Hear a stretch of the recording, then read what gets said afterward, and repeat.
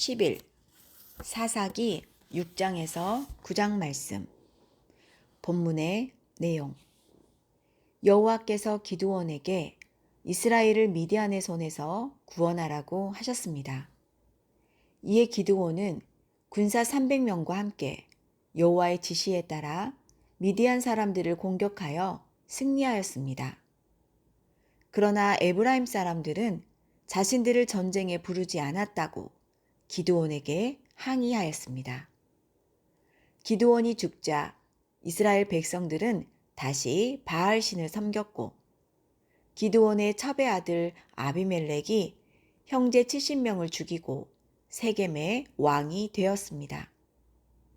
하나님께서는 악한 세겜을 멸망시키셨고, 아비멜렉도 전쟁 중에 죽었습니다. 오늘의 묵상. 미디안과 함께하는 사람들의 수는 셀 수 없을 정도로 많지만, 이에 비해 기드온의 군사는 32,000명 밖에는 없습니다. 그러나 하나님께서 기드온의 군대가 많다고 말씀하십니다. 함께하는 사람들이 많아서 성공하는 것도 아니고 적어서 실패하는 것도 아니며, 오직 성패는 하나님께 달려있음을 알게 하시려는 것입니다. 이 사실을 믿고 눈에 보이는 것으로 인해 두려워하지 말아야 합니다.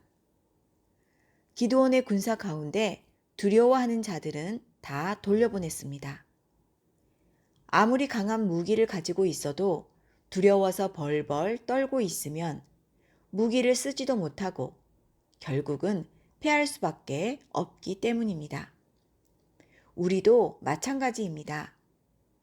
하나님께서 함께 하시는데도 두려워하면 하나님의 능력이 우리를 통해 나가지 못합니다. 사명을 주실 때에는 감당할 수 있는 능력도 함께 주시는데, 두려워하는 것은 함께 하시는 하나님을 믿지 못하는 것이고 이미 주신 능력을 쓰지 못하는 것입니다. 그렇기에 이런 사람은 전쟁에 참여할 수 없습니다. 하나님의 큰 일을 못 보고 하나님께서 주시는 복에 참여하지 못합니다. 또 한편으로는 방심부주의하지 않고 사명을 늘 기억해야 합니다. 기드온의 군사들 가운데 무릎을 꿇고 물을 마신 자들은 물 마시는 것에 온통 정신이 팔린 사람들입니다. 먹는 일, 세상 일에 빠져서 사명을 잊은 것입니다. 그러니 대적이 와도 모릅니다. 반면에 개가 핥듯이 자기 손을 입에 대고 물을 핥아 마신 자들은 방심부주의하지 않은 사람들입니다. 물을 마시면서도 대적을 살피는 것입니다. 즉, 물은 마시지만 본분을 잊지 않는 것입니다. 우리가 세상에 살면서 세상 일을 아예 안 할 수는 없습니다. 그러나 우리의 참된 본분이 무엇인지 늘 기억해야 합니다. 그렇지 않으면 세상에 빠져서 살거나 원수, 마귀가 쳐들어와도 모릅니다.